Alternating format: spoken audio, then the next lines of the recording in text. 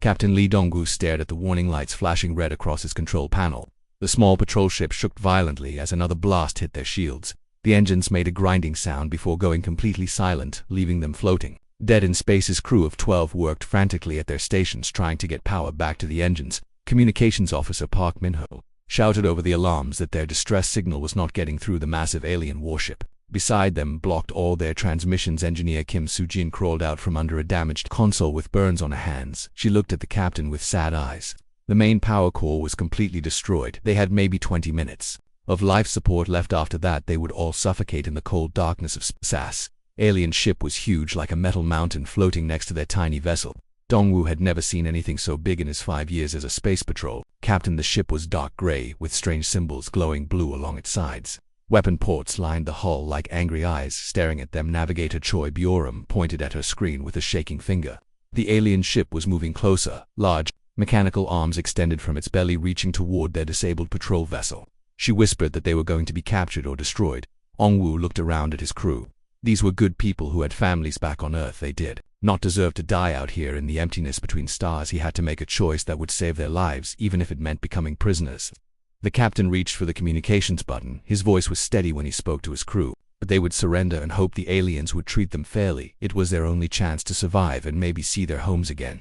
Someday, pilot Han Soyoung asked if they should destroy their computers and weapons systems to keep military secrets from the aliens. Dongwu thought for a moment, then shook his head. They needed to show the aliens they were not a threat anymore. The alien ship's mechanical arms grabbed their vessel with surprising gentleness. The arms lifted them up toward a large opening in the bottom of the warship. Strange lights filled the docking bay as their ship was pulled inside. Medical Officer Lee Haijin checked her equipment one last time.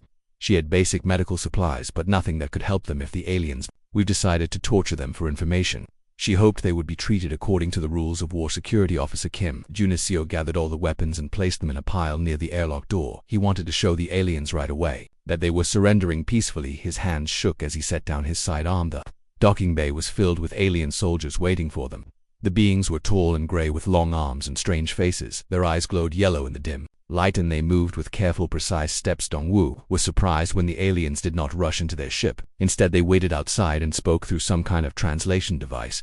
The voice was mechanical but polite, asking for permission to come aboard. The alien leader had 4 arms and wore what looked like a formal military uniform. He bowed slightly when he saw the captain.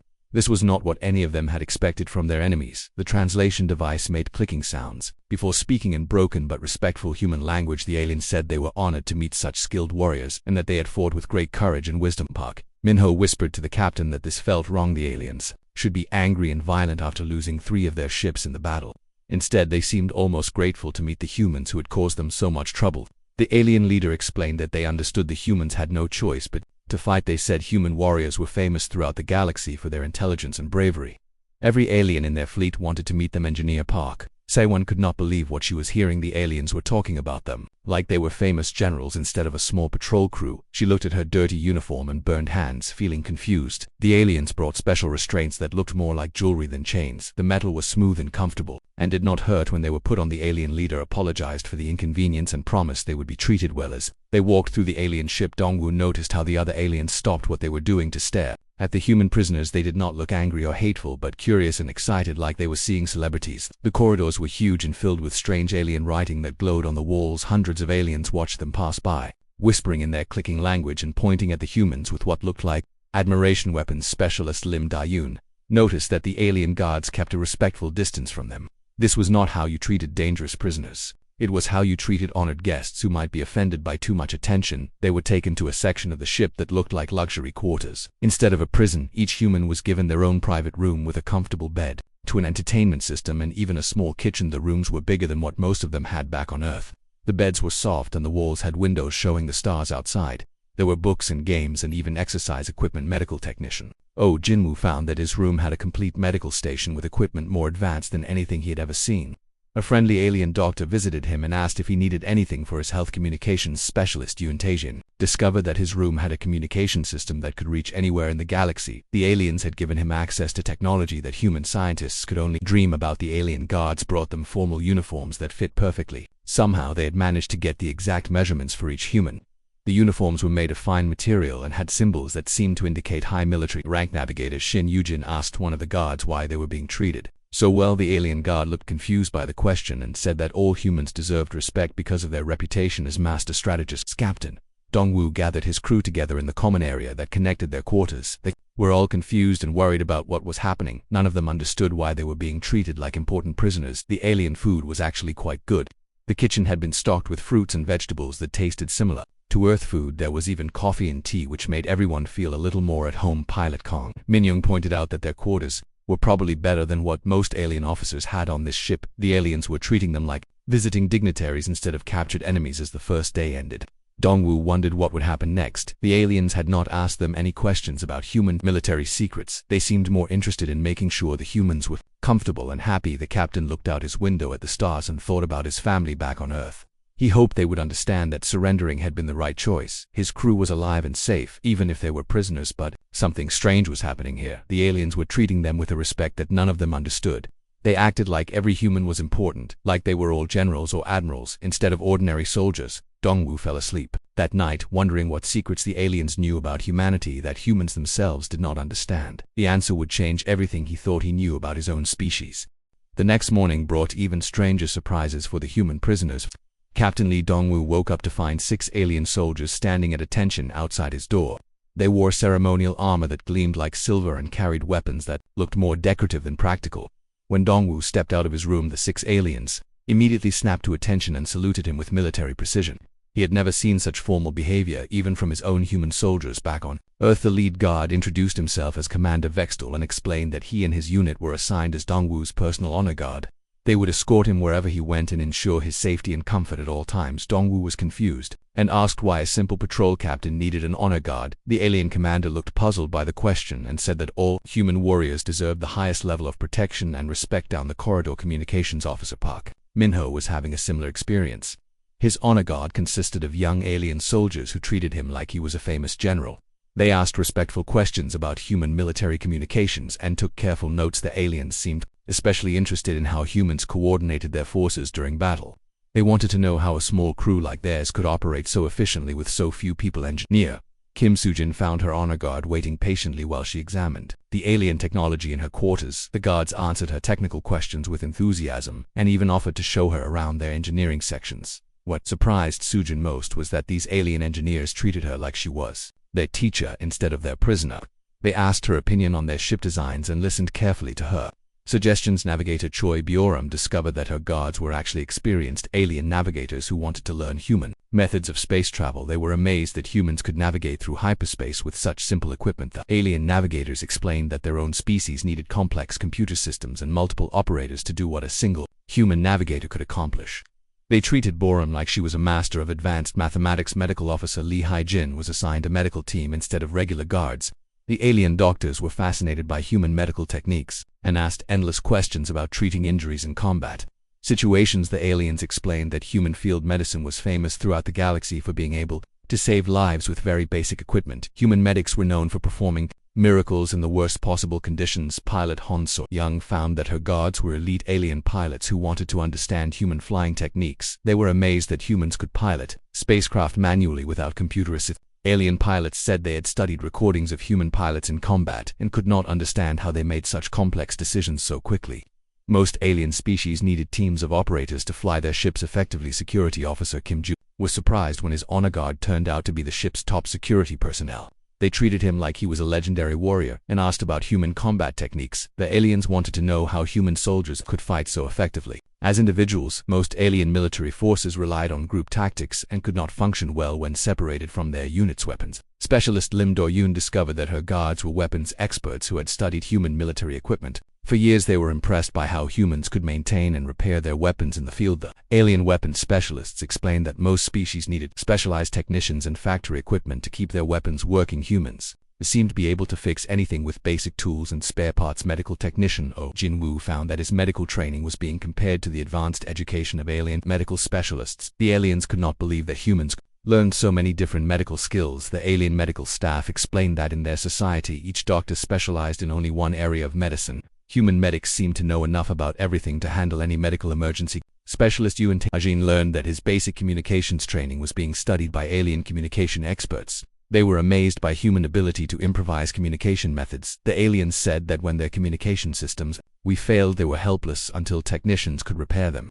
Humans seemed to be able to communicate effectively even when all their equipment was destroyed. The prison warden, General Krexvar, personally visited each human prisoner during their second day. The general was an imposing figure with battle scars covering his gray skin and medals covering his chest. General Krexvar approached each human with a formal bow and asked detailed questions about human military philosophy. He wanted to understand how humans trained their soldiers to be so adaptable. When the general met with Captain Dongwu, he explained that the Vorthok Empire had been studying human military methods since their first encounter. The results had shocked their military leadership. The general said that human soldiers demonstrated capabilities that the Vorthok Empire only saw in their most elite special forces units. Yet humans seemed to train all their soldiers to this high standard. During his meeting with Engineer Park Se-won, the general asked how humans learned to be so resourceful.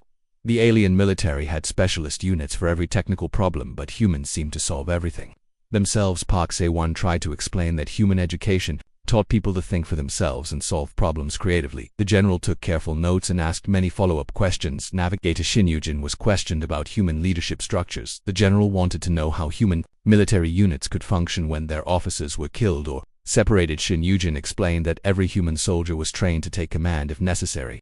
The general seemed amazed by this concept and said most alien militaries would collapse without their command structure. The general met with pilot Kong Min-young to discuss human decision-making in combat situations. He wanted to understand how humans could adapt their tactics so quickly during battle. Kong Min-young tried to explain that humans were taught to think independently and make decisions based on changing circumstances. The general said this was exactly what made human soldiers so dangerous. During the evening meal, all the human prisoners gathered in their common dining area. They shared their experiences with their honor guards and tried to make sense of what was happening.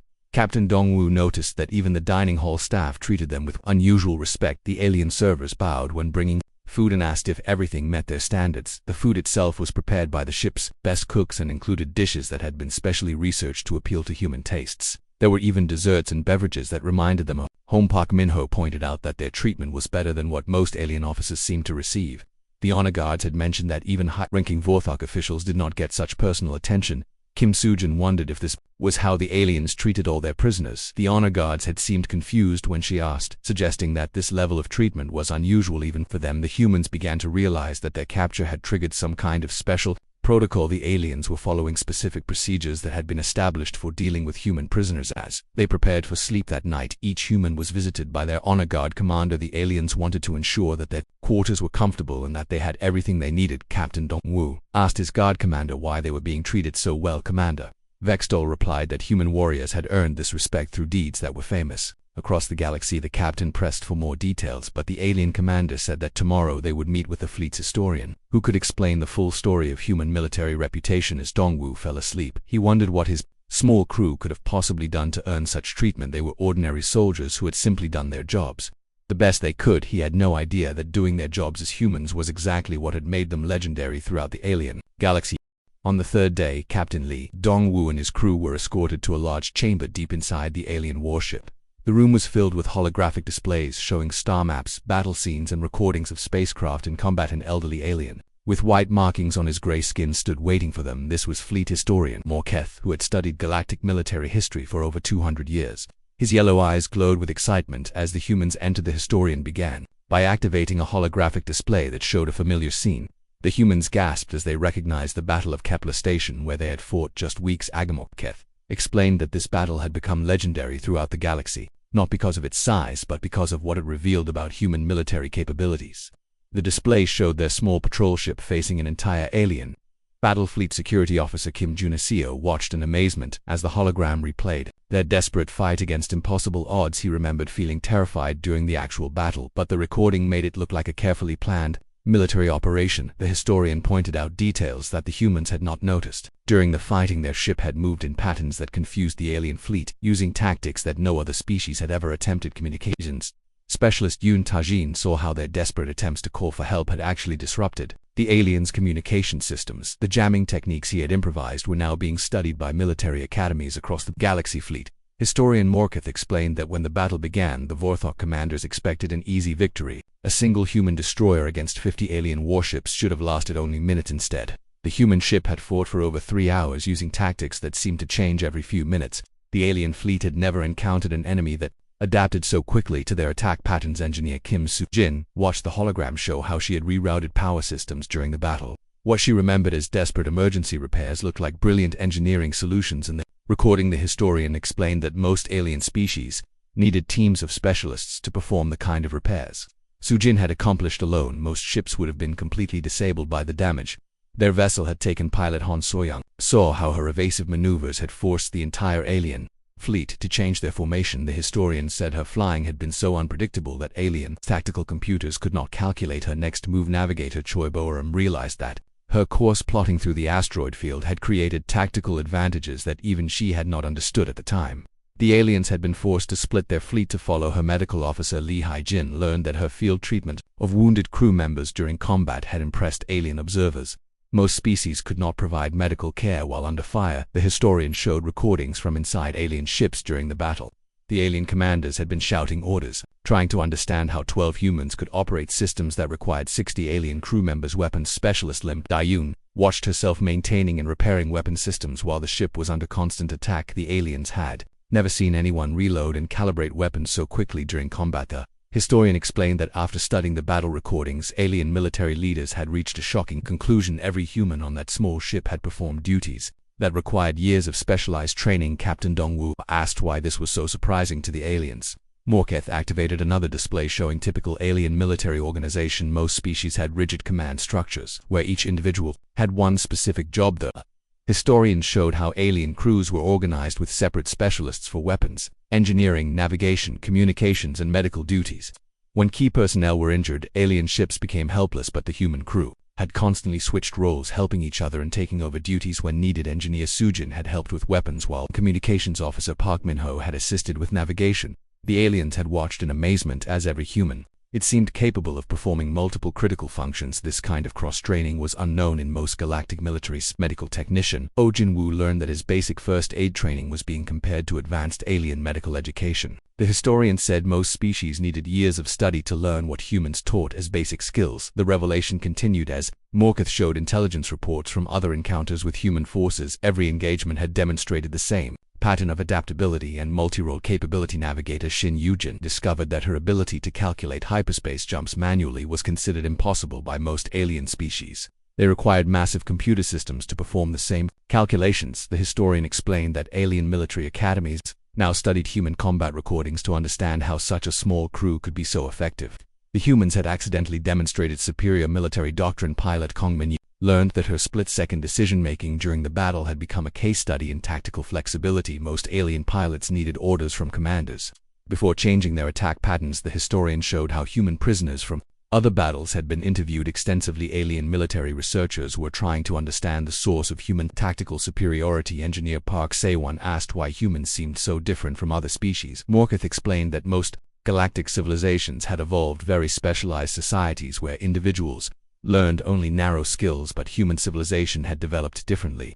Humans were taught to be generalists who could adapt to changing situations. This made every human soldier equivalent to an alien officer. The historian revealed that human military training methods were being studied and copied throughout the galaxy. The concept of teaching every soldier to think like a leader was revolutionary. Communications officer Park Min-ho realized that what humans considered basic military training was actually advanced leadership education by galactic standards. Every human learned skills that aliens reserved for their elite officers. The revelation reached its climax when Morketh showed them classified alien military reports. Human forces were rated as the most dangerous opponents in the galaxy, not because of superior technology but because of superior thinking. The historian explained that a single human soldier was considered equivalent to a squad of alien troops because humans could adapt, improvise, and lead independently.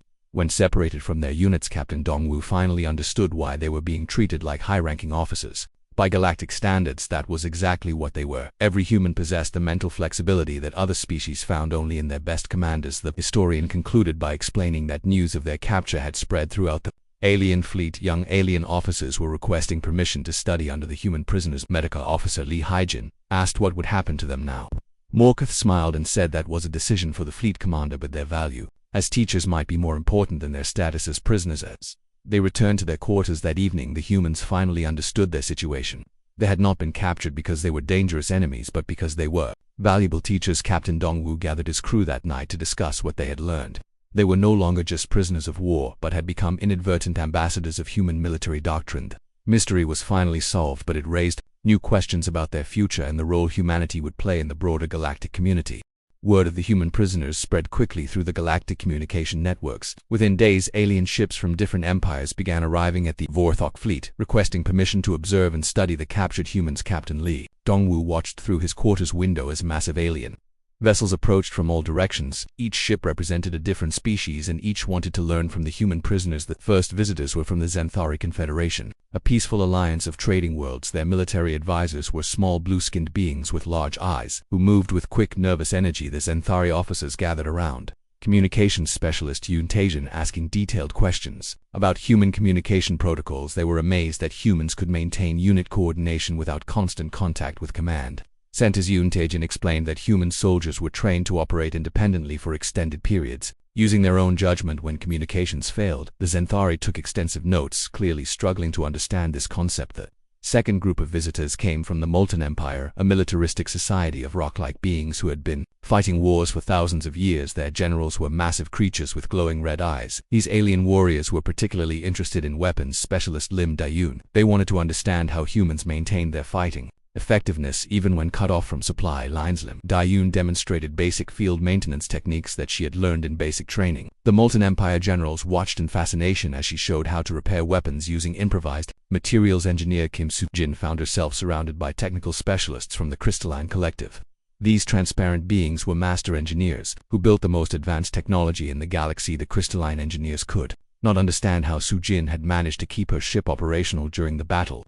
Their own vessels required constant maintenance by teams of specialists. Soo-jin explained that human engineers were taught to understand all systems on their ships, not just specialized areas.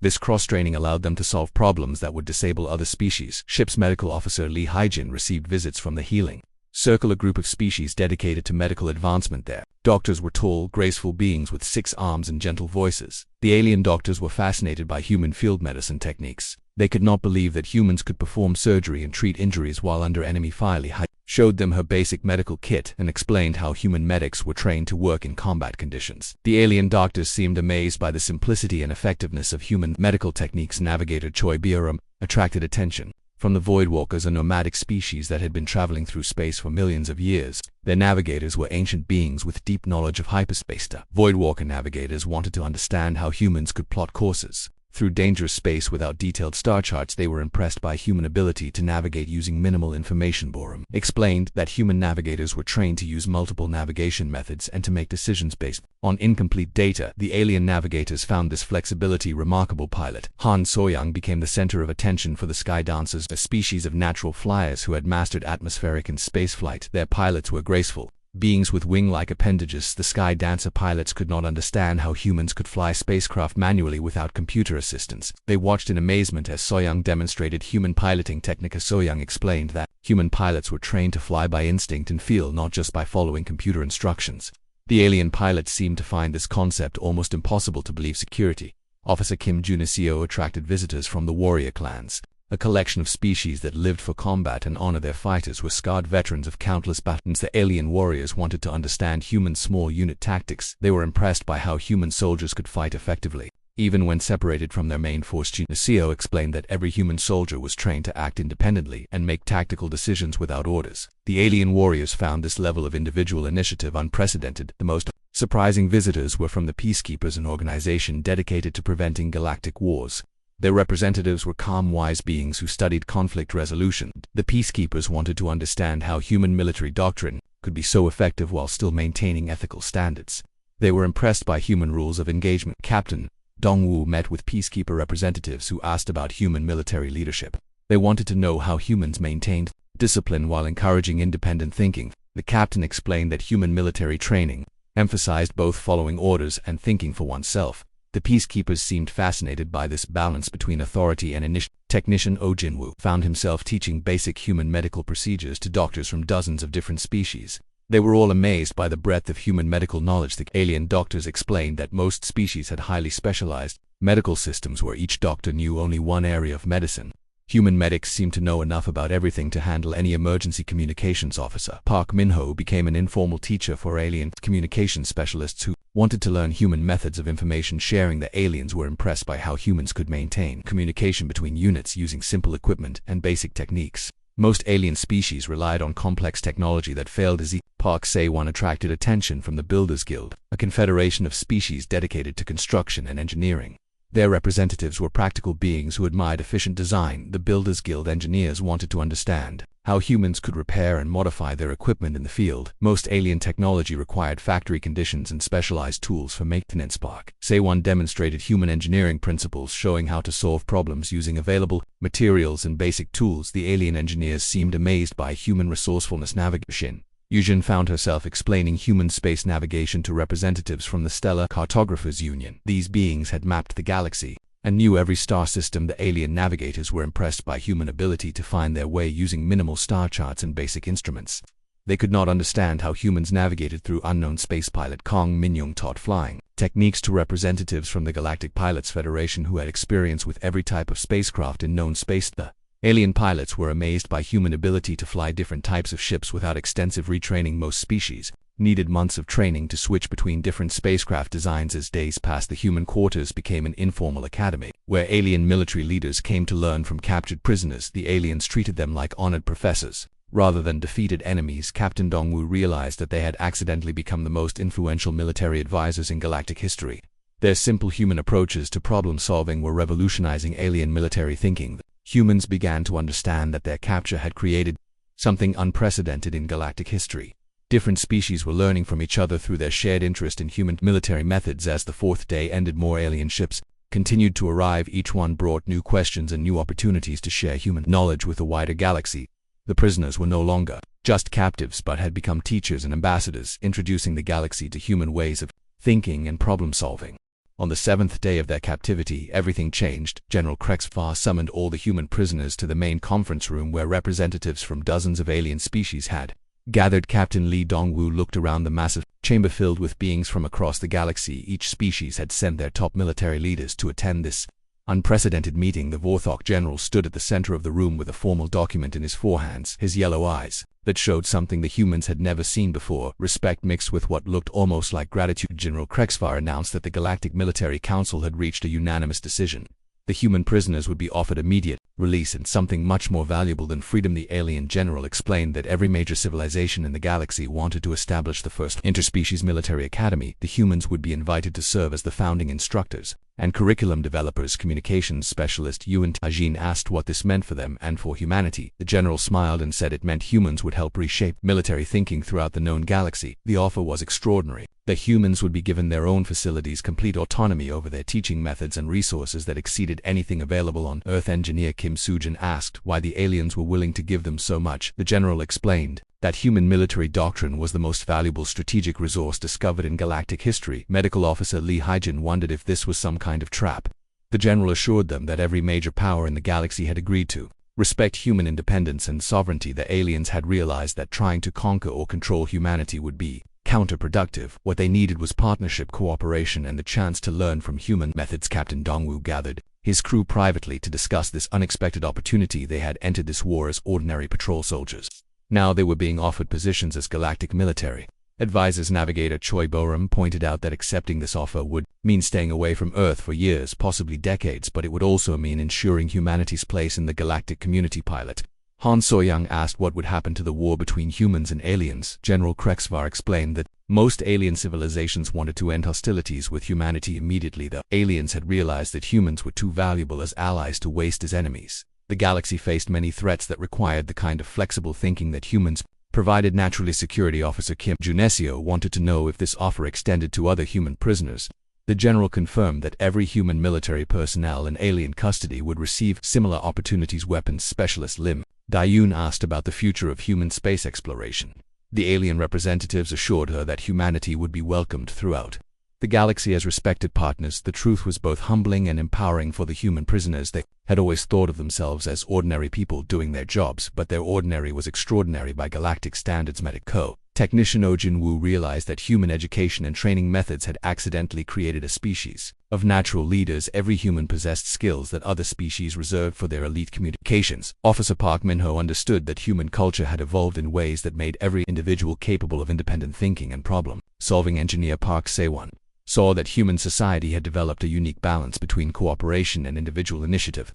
This combination was apparently rare in the galaxy. Navigator Shin Yujin recognized that human adaptability and resourcefulness were not common traits among galactic civilizations. Most species were highly specialized and struggled with change. Pilot Kong Min-young realized that human ability to learn multiple skills and switch between different roles was exceptional by galactic standards. Most aliens could only master one specialty. The aliens explained that human military training was actually advanced leadership education. Every human soldier learned to think strategically, adapt to changing conditions, and take command when necessary. Captain Dong-woo asked his crew what they wanted to do. This decision would affect not just their lives but potentially the future relationship between humanity and the rest of the galaxy.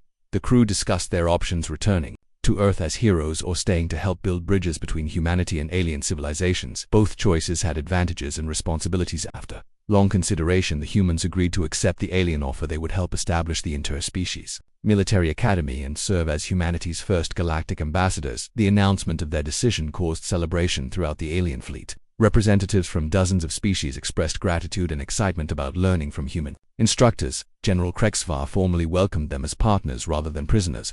The change in status was marked by ceremony that recognized their new role as teachers and advisors. The humans were given new quarters that reflected their status as academy founders. The facilities were luxurious, but more importantly, they were designed for long-term residence and teaching. Captain Dong-woo sent a message to Earths explaining their situation and decision. The response from Human Military Command was enthusiastic support for their new mission. The first classes at the interspecies military academy began within weeks. Young officers from across the galaxy came to learn human methods of leadership, tactics, and problem-solving. Engineer Kim Soo-jin found herself teaching multisystem integration to alien engineers who had never imagined that one person could understand multiple technical specialties. Medical officer Lee Hai-jin showed alien doctors how to provide medical care in combat conditions, something that most galactic civilizations considered impossible. Communications specialist Yoon Tae-jin taught flexible communication methods that could work even when advanced technology failed. His alien students were amazed by human resourcefulness. Academy grew rapidly as word spread about the effectiveness of human teaching methods. Alien military officers who studied human doctrine began implementing changes in their own forces. Captain Dong-woo reflected on the irony of their situation. They had been captured as prisoners of war but had become the most influential military educators in galactic history. The humans realized that their greatest strength was not advanced technology or superior numbers, but their ability to think, adapt, and lead as individuals. Navigator Choi Borum understood that humanity had accidentally evolved a culture that produced natural leaders. Every human was trained to take responsibility and make decisions independently. The academy became a symbol of cooperation between species and proof that former enemies could become valuable allies through mutual respect and understanding. As months passed, the humans saw changes throughout the galaxy. Alien militaries became more flexible, effective, and adaptable as they incorporated human methods. Pilot Han So-young received reports that human-trained alien units were performing far better in combat situations. They had learned to think independently and adapt to changing circumstances. The humans that had accomplished something unprecedented in galactic history. They had transformed from captured prisoners into respected teachers who were reshaping military doctrine across dozens of civilizations. Captain Dong-woo wrote in his final log entry that they had discovered humanity's true place in the galaxy, not as conquerors or subjects, but as teachers and partners in building a better future. The story ended with the understanding that every human was already a leader by galactic standards. The aliens treated human prisoners like high-ranking officers because that was exactly what they were.